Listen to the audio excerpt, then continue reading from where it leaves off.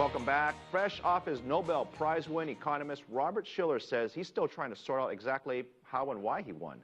I spoke to the Yale University professor just a few hours ago, and we talked about the tension here in Washington and some of his predictions of the markets and what course of plan he has to do with his big prize money that he won.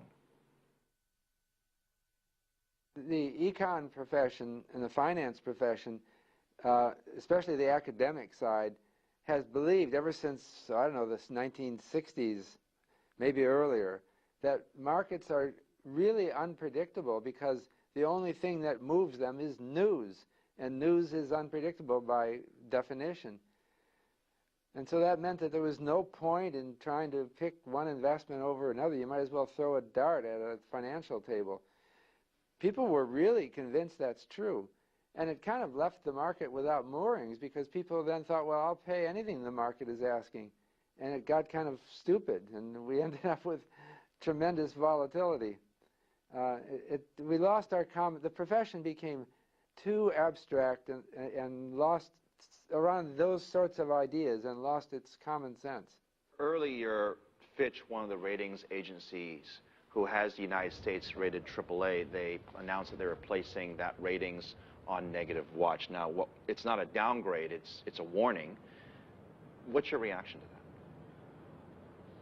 Well, if they do cut the rating, that might harm confidence. That's what happened on August 5 of 2011 when Standard & Poor's cut the U.S. rating. The market dropped 7% in one day after that. But I don't know that that drop was later reversed, so it had no lasting damage. I'm thinking that probably the damage won't be severe from this, because I think that they will probably come to an agreement and avoid a actual default. The rating drop is not, but if they actually defaulted on the debt, that would be a historic loss in the reputation of this country. The current proposal in the House and Senate is to extend the deadline either to December or January or even February, depending on which agreement you look at.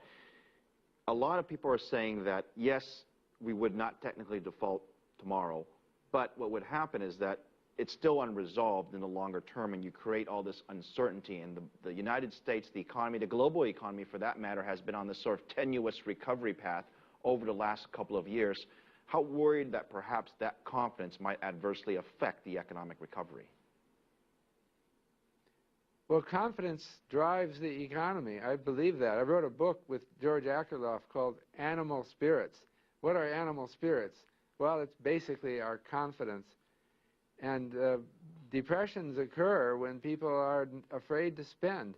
That's the question. Would this generate an atmosphere of unsettled atmosphere that's fearful, that cause people not to spend? I just want to wrap up here, but I'm just perhaps a bit more of a fun question here is, where are you going to invest the winnings from the Nobel Prize? If you were to invest in one item or one place, anywhere in the world, I'll let you choose. You can buy a car, buy a house, buy stocks. Yeah. Where would you put your money?